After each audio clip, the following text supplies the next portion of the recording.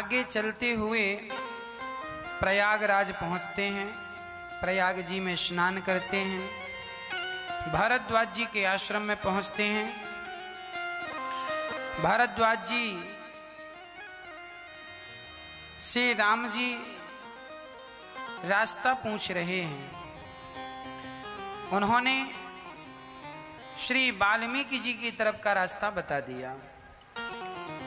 संत वही है जो सबको भगवंत से जोड़ दे। तेहि अवसर एक तापसु आवा। जब राम जी जा रहे थे प्रयागराज से आगे, तो वहां एक तपस्वी आया। वो तपस्वी कौन था? स्वयं गोस्वामी तुलसीदास जी थे। भगवान का दर्शन कर रहे हैं, भगवान का आशीर्वाद ले रहे हैं।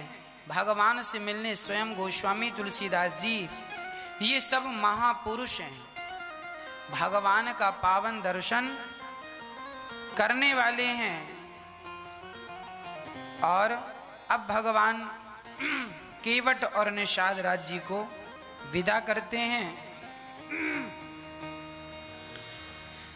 भगवान थके हुए थे और गांव की स्त्रियां भगवान को देख रही हैं। दूर दूर से गांव की स्त्रियां भगवान को देखने के लिए, बच्चे, स्त्रियां, पुरुष सब आ रही हैं और भगवान की सुंदरता देखकर सब मनमोहित हो रही हैं।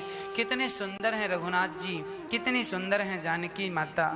उभय बीच सिय सोहहि, सोहति कैसे, ब्रह्म जीव विच माया जैसे। भगवान श्री राम और लक्ष्मण के बीच में माता सीता सुशोभायमान है। चलते चलते एक गांव आया। सिया जी को प्यास लगी तो राम जी से कहती हैं कि प्यास लगी है। पास में एक गांव था, गांव के बाहर एक कुआं था, कुएं में गांव की महिलाएं पानी भर रही थीं। सब लोग पानी भर रहे थे कि सिया माँ पहुंच गई। कहा बहन बड़ी प्यास लगी है। तो गांव की वो सखियां जो पानी भर रही थीं, राम जी और सिया जी को देख करना इतने मोहित हो गए। बाल्टी में पानी भरें और बाल्टी से पानी डालें और जानकी जी दोनों हाथों की ऐसी अंजलि बनाकर पानी पीती जा रही हैं। राम जी ने पानी पिया, लक्ष्मण जी ने पानी पिए और पानी पीकर लक्ष्मण जी ने राम जी के चरणों में पानी डाल दिया ताकि चरण थोड़े ठंडे हो जाएं। जानकी माँ ने अपने चरण धोए हैं। अब कुएं में पानी भरने वाली गांव की सखियां सिया को अपने पास ले गईं। स्त्रियों के बीच में स्त्रियां बैठ गईं, पुरुषों के बीच में पुरुष। गांव की सखियां कह रही हैं सीता से, क्यों ये दो पुरुष कौन हैं? सिया जी ने बड़ा प्यारा जवाब दिया, ये जो सांवले हैं ना, सांवले, ये जो गोरे गोरे हैं ना, गोरे, ये गोरे वाले हमारे देवर जी हैं। अच्छा, ये गोरे वाले छोटे वाले तुम्हारे देवर हैं? हाँ हाँ देवर जी हैं। अच्छा, ये बड़े वाले कौन हैं? बड़े वाले सिया जी ने ये नहीं कहा कि हमारे पति हैं। क्या मर्यादाएं थी बोलने की? सिया जी ने कहा ये हमारे देवर हैं और ये हमारे देवर के बड़े भैया हैं। अर्थात आज की स्त्री तो ये हमारे हस्बैंड हैं। हस्बैंड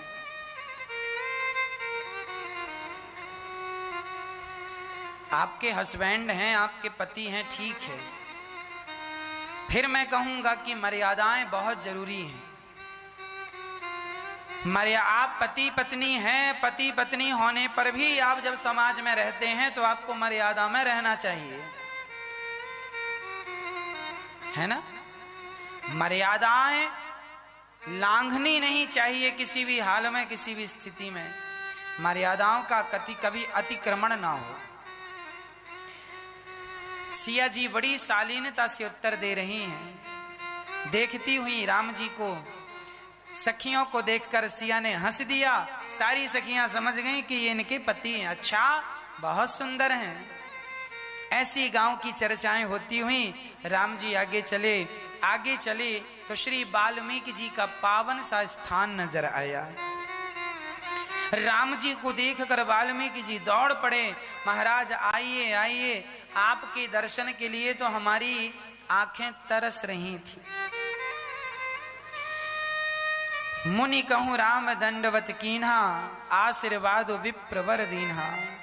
चरणों में गिरकर राम जी ने, देखिए भगवान ही क्यों ना हो, भगवान भी संतों के चरणों में गिर के प्रणाम कर रहे हैं। धन्य है भगवान जिन्होंने अपनी हर मर्यादा का पालन किया है। संतों का सम्मान करना हम सभी का परम कर्तव्य है, परम धर्म है।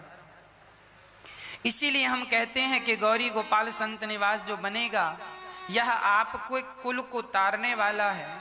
जब हम एक गज भूमि का सहयोग करेंगे और उसमें संत निवास बने और संत रहें, तो उनके भजन का प्रभाव हम पर भी तो पड़ेगा। इसीलिए संत सेवा जरूर करनी चाहिए।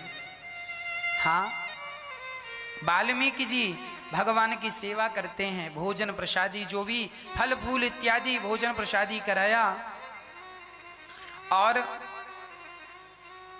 राम जी ने वाल्मीकि जी से कहा, प्रभु आप हमें कोई स्थान बताइए जहां हम रह सकें।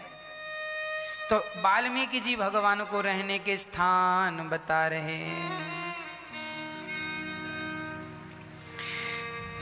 जगु पे खन तुम देख निहारे, विधि हरि शंभु नचावनिहारे। वाल्मीकि जी ने कहा, वाह प्रभु, जो ब्रह्मा और शंभु को भी नचाते हैं, वो आज हमसे पूछ रहे हैं कि हम कहाँ रहें। आप ही बता दो, आप कहाँ नहीं हैं। जब राम जी ने कहा कि हमें रहने का कोई स्थान बताओ, हम कहाँ रहें, तो राम जी से पूछ लिया वाल्मीकि जी ने, आप ही बताइए कौन सी जगह है जहां आप नहीं हैं। हरि व्यापक सर्वत्र समाना, आप सब जगह हैं। राम जी ने कहा, हम सामान्य लीला कर रहे हैं, सामान्य स्थान बताइए। तब उन्होंने कहा कि सुनिए प्रभु, कर नित्य करहि राम पद पूजा, राम भरोसे हृदय नहीं दूजा। अब राम जी को कह रहे हैं वाल्मीकि जी, आप यहाँ रहो। कहाँ? बोले, जिनके हृदय में सदा आप विराजते हो, अर्थात जो दिन रात आपका चिंतन करता हो, प्रभु आप जाओ, ऐसे भक्तों के हृदय में जाकर के बैठ जाओ। आपका स्थान कहाँ है? भक्तों का हृदय। चरण राम तीर्थ चली जाही, राम बसहु तिनके मन माही। जिनके चरण तीर्थों की ओर जा रहे हैं, जो लोग तीर्थ यात्रा करते हैं ना, ऐसों के हृदय में जाकर के आप बैठ जाइए। हमारे हिंदू धर्म में तीर्थ यात्रा लोग करते हैं। भगवान के ने जहां जहां भगवान ने लीलाएं की हैं, उन स्थानों को जरूर देख लेना चाहिए। मरने के पहले बिहारी जी का दर्शन कर लो, जगन्नाथ जी का दर्शन कर लो, द्वारिकाधीश जी का दर्शन कर लो, विठल नाथ जी का दर्शन कर लो, रंगनाथ जी का दर्शन कर लो। अरे मरने के पहले इनका दर्शन नहीं किया और इनका दर्शन किए बिना प्राण निकल गए तो भगवान पूछेंगे, धरती में तुम पापड़ बेलने गए थे, क्या किया, क्यों गए थे? तो इसीलिए तीर्थ यात्रा भी कर लेनी चाहिए, और तीर्थ यात्रा समय रहते कर लेना चाहिए। बुढ़ापे का इंतजार नहीं करना चाहिए, बुढ़ापा आएगा तब तीर्थ यात्रा करेंगे। समय अच्छा है, बेटा बेटी का विवाह हो गया है, शरीर में हिम्मत भी है, अभी आप 50-60 वर्ष के हो, शरीर ठीक ठाक है, जाओ चारों धाम, एक महीने रहो सब जगह। सारी संपत्ति बच्चों को ना देकर कुछ अपने लिए बचाओ कि उस धन से आप तीर्थ यात्रा आनंद से कर पाएं, अपने हाथ से दान पुण्य कर पाएं। और स्थान सुनिए, मंत्र राजुनित जपहि तुम्हारा, पूजहि तुम्हि सहित परिवारा। जो परिवार तुम्हें सदा पूजता हो प्रभु, और जो सदा आपके नाम का जाप करता हो, बस उसी के हृदय में जाकर के बैठ जाइए। मंत्र जाप मम दृढ़ विश्वासा। जो भगवान का नाम विश्वास के साथ जपते हैं, भगवान उनके हृदय में जाकर जरूर बैठते हैं। ये भगवान का स्थान कहाँ कहाँ रहते हैं? भगवान हृदय में रहते हैं। काम क्रोध मद मान न मोहा, लोभ न क्षोभ न राग न द्रोहा। जिनके मन में काम नहीं है, क्रोध नहीं है, लोभ नहीं है, राग नहीं है, द्वेष नहीं है, ऐसों के हृदय में, जिनका हृदय बिल्कुल निर्मल हो गया है, उनके हृदय में जाकर के बैठ जाइए। निर्मल मन जन सो मोहि पावा, मोहि कपट छल छेद जिनके कपट दंभ नहीं माया, तिनके हृदय बसहु रघुराया। जिनके हृदय में कपट नहीं है, प्रभु आप उनके हृदय में जाकर के रहो। क्या कहता हूं, ये दास अनिरुद्ध कह रहा है, और रामचरितमानस में लिखा है,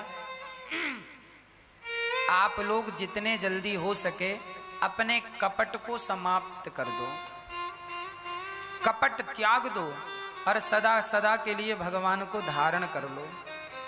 कपट जहां है वहां राम जी बिल्कुल नहीं है। निष्कपट हो जाओ, बिल्कुल अंदर बाहर एक से। ऐसा नहीं कि मुख में राम राम और बगल में छुरी।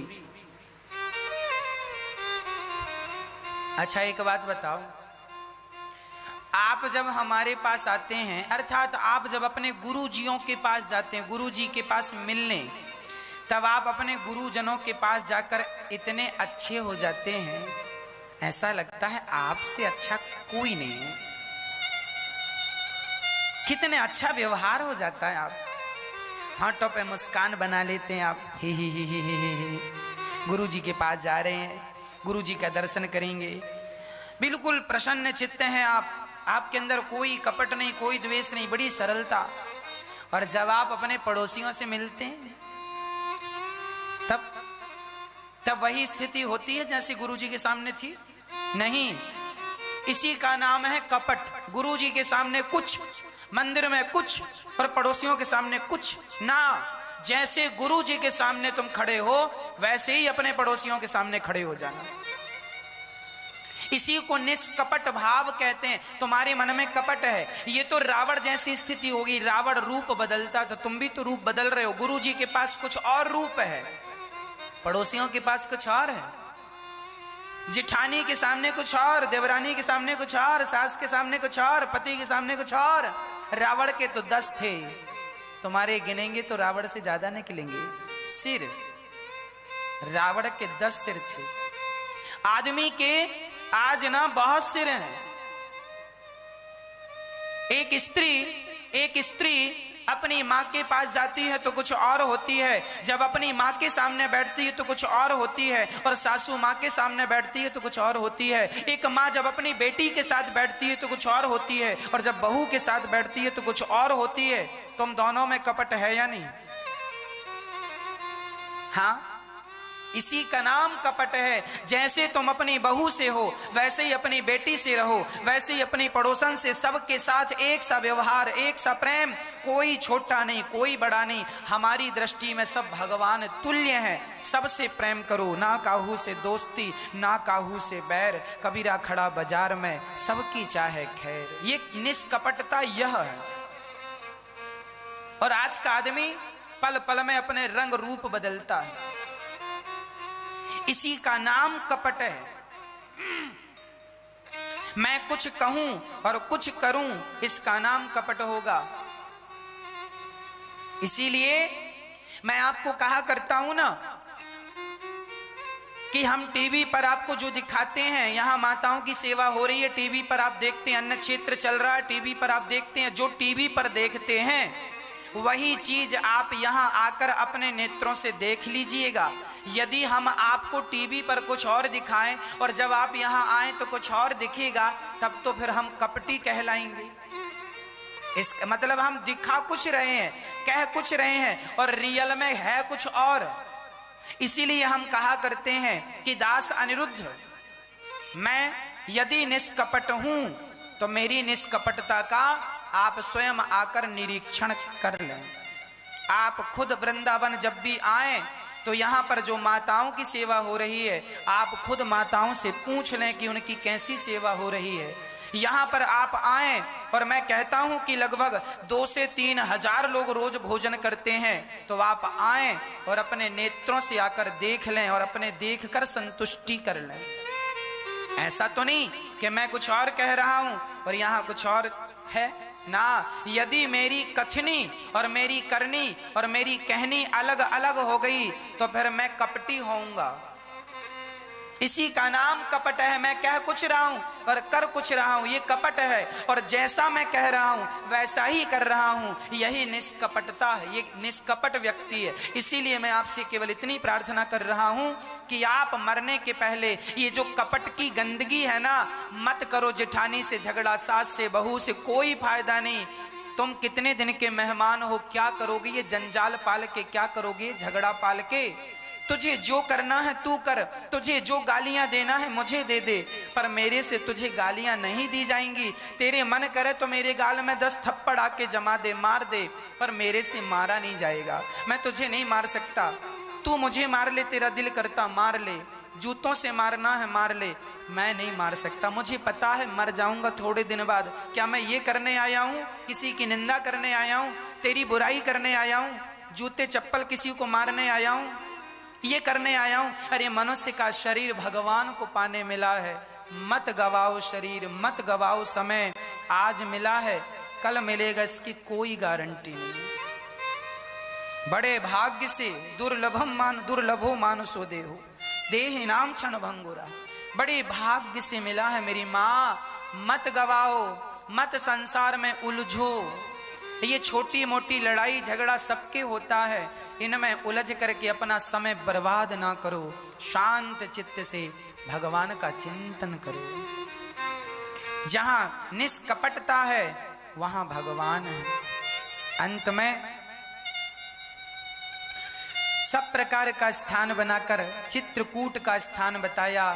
देवताओं ने आकर पर्णकुटी बनाई और सीताराम लक्ष्मण उस चित्रकूट की सुंदर सी घास की झोपड़ी में राम जी सकुशल रहने लगे। बोलिए सियावर रामचंद्र की जय। आप अपने मोबाइल पर YouTube पर अनिरुद्धाचार्य जी डालें और आगे जो कथाएं आपने देखी हैं, YouTube के माध्यम से भी आप टीवी पर ना देख पाए तो YouTube पर देख लिया करें।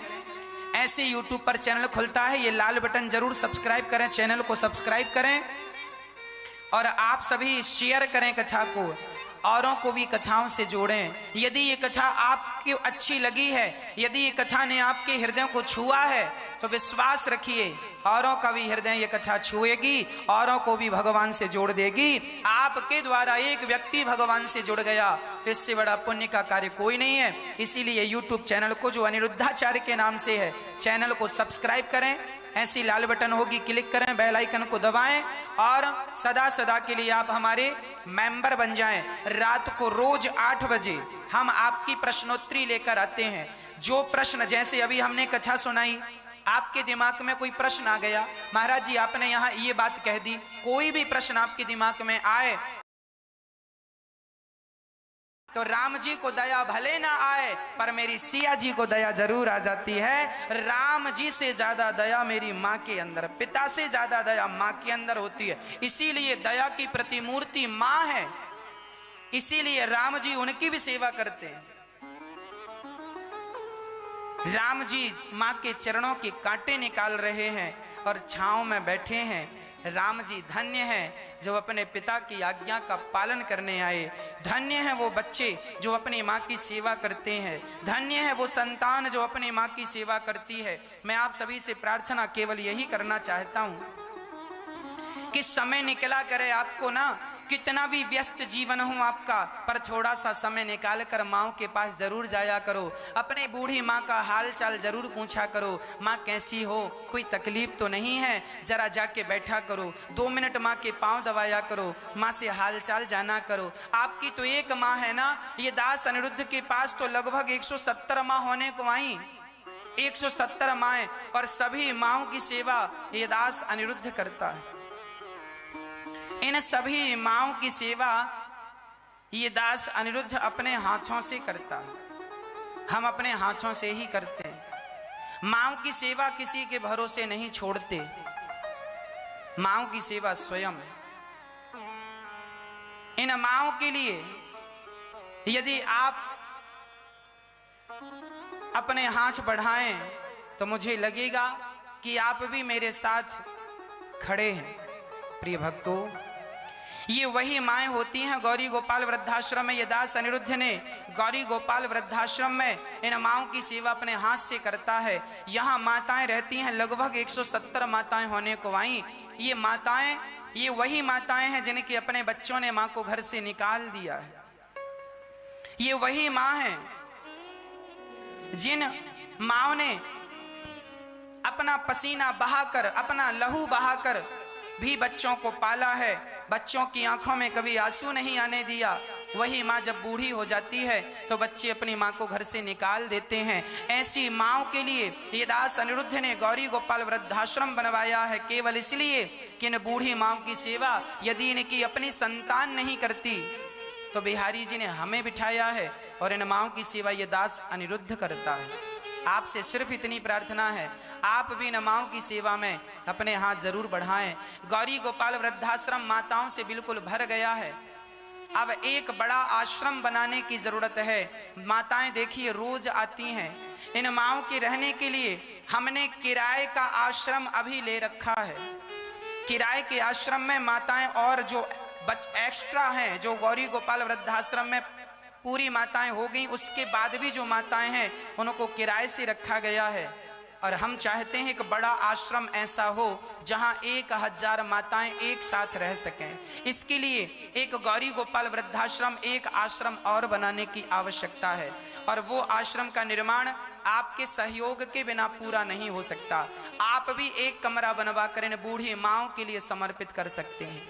आप भी एक कमरे की छत का सहयोग कर सकते हैं और इन माँओं के सिर की छाया आप बन सकते हैं। ये माएँ रोती बिलखती सताई ठुकराई माँओं का आप सहारा बन सकते हैं।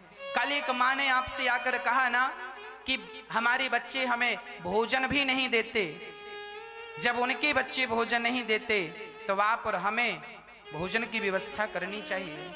इसीलिए आप किसी एक माँ को जरूर गोद लीजिएगा, आप जरूर किसी एक रोती माँ को जरूर हंसाइएगा, उन माँओं के आंसू जरूर पहुँचिएगा। आज फिर हम एक माँ से आपकी भेंट कराते हैं। मैया, कहाँ से आई हैं आप? महोबा जिला से आई। कहाँ से आई हैं आप? महोबा जिला से आई।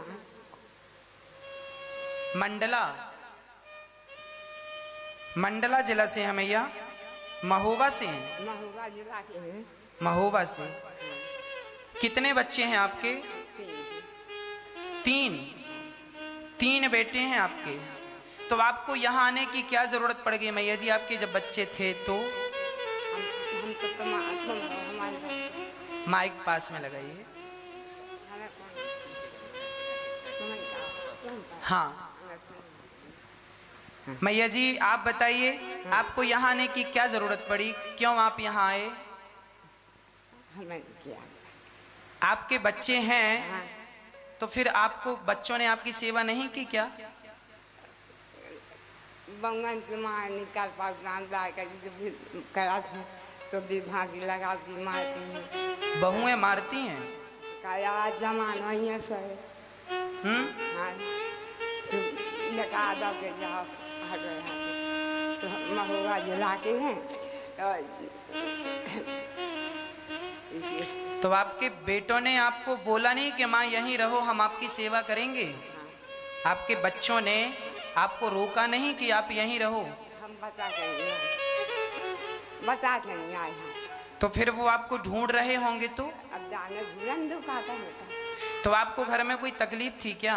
ऐसा नहीं आता है। उसे ऐसी है जो कि पकड़ के हाथ में कहा था उसने कहा दिया।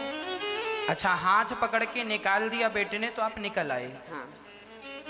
माँ ने हाथ, जब बच्चों ने हाथ पकड़ के बेटे ने निकाल दिया तो माँ निकल आई। और जब हाथ पकड़ के निकाल ही दिया तो फिर बच्चों को अब बताने की क्या जरूरत कि हम कहाँ जा रहे हैं। देखिए, माँ को बच्चों ने हाथ पकड़ के निकाल दिया। 3 बच्चे हैं और माँ की आयु लगभग 70-75 के बाद ही होगी, आगे ही होगी, कम नहीं है। मैया जी, आपका चौथा बेटा वृंदावन में ये बैठा है आपके सामने, दास अनिरुद्ध। आज से आपकी सेवा ये दास करेगा। 3 बेटों ने भले हाथ पकड़ के घर से निकाल दिया हो, पर यहाँ तो हाथ पकड़ के गौरी गोपाल वृद्धाश्रम में रखा जाता है। इन माओं की सेवा की जाती है, यहाँ से किसी को निकाला नहीं जाता। इन माओं का दर्द, इन माओं की पीड़ा, मैया जी आप बैठिए और आनंद के साथ अब बिहारी जी का चिंतन करिए, बिहारी जी का स्मरण करिए। वही हम सबके पालनहार हैं, वही हम सबके रक्षक हैं। मैया की आयु है 80 वर्ष, मैया की उम्र है लगभग 80 वर्ष। और मैया महोबा से हैं, सबुआ से। महोबा सबुआ जगह है। 3 बेटे हैं और 3 बेटियां हैं माँ की। 30 वर्ष पहले माँ के पति चले गए। तीनों बच्चे जो हैं माँ को मारते हैं और माँ का हाथ पकड़ के जब उन्होंने निकाल दिया तो माँ को यहाँ मजबूरी में आना पड़ा। इन माँओं की हालत आप जब देखते हैं, इन माँओं की पीड़ा आप जब सुनते हैं तो आपको भी आश्चर्य होता होगा कि ऐसे बेटे। हम तो यही प्रार्थना करते हैं बिहारी जी से, बिहारी जी इनके बच्चों को सद्बुद्धि दें और सदा ये श्रवण कुमार बनकर अपने माँ बाप की सेवा करें, अपनी माँ की सेवा करें। प्रिय भक्तों, यदि इनकी संतान ने सेवा नहीं की तो आइए ना, आप और हम मिलकर एक ऐसा आश्रम बनाते हैं जहां 1000 माताएं और रह सकें और इन माओं की वहां आनंद पूर्वक सेवा हो। गौरी गोपाल वृद्धाश्रम में तो माताएं रहती ही हैं, आप टीवी के माध्यम से देखते ही हैं। एक बड़ा आश्रम बनाने की जरूरत है। केवल आपसे प्रार्थना इतनी है कि इस आश्रम के निर्माण में एक छत का सहयोग जरूर कीजिएगा। आपके सिर, आपकी छाया पर यह माताएं रहेंगी और इनके अंदर से जो दुआ निकलेगी वही दुआ आपकी सबसे बड़ी दवा बनेगी। एक कमरे का सहयोग, एक कमरे का नहीं तो एक छत का सहयोग, एक माँ को गोद लेकर जीवन भर भोजन देने का संकल्प। और साथ में यहाँ पर गौरी गोपाल अन्न क्षेत्र चलता है। आप एक दिन का अन्न क्षेत्र करा सकते हैं। एक दिन का अन्न क्षेत्र आप भी अपने पिता के नाम से, माँ के नाम से, बच्चों के नाम से, अपने नाम से, यहाँ हजारों संतों की भूख मिटाई जाती है। गौरी गोपाल अन्न क्षेत्र में भरपेट भोजन सबको दिया जाता है। आप भी इन संतों की सेवा में एक दिन की प्रसादी की सेवा आप भी कर सकते हैं। आप भी किसी की भूख मिटाने में अपने हाथ बढ़ा सकते हैं। आप भी किसी का दर्द समझ सकते हैं। आइए हम और आप मिलकर, ये संत लोग जो फुटपाथ पर सो जाते हैं, संत भगवान का चिंतन करते रहते हैं, इन संतों के लिए एक संत निवास बनवाने की अति आवश्यकता है। तो एक संत निवास भी बनाने का मन में विचार है। आप 1 गज 2 गज भूमि का सहयोग करें तो एक संत निवास बनवाया जाए जहां पर ये संत रहेंगे। साथ ही हम गौरी गोपाल जी की ऐसी रसोई बनाना चाहते हैं जिस रसोई में कितने भी लोग आए, 10,000 आए या 50,000 लोग आए, लगभग वो सुबह से लेकर शाम तक, रात्रि तक, ये कहें कि 24 घंटे वो रसोई चलती रहे और कोई भी आए और प्रसाद पाए। आप अपने नगर शहर से भी आए तो प्रसाद पाने गौरी गोपाल जी की रसोई में आए और सबको निःशुल्क यहाँ प्रसाद दिया जाए। ये बिहारी जी की धरती है, बिहारी श्याम सुंदर की धरा है, यहाँ पर कोई भूखा ना रहे। इसलिए आप भी इस रसोई को बनाने के लिए वो जगह हम देख रहे हैं, देख ली है, आप उस 1 गज भूमि का दान जरूर करना।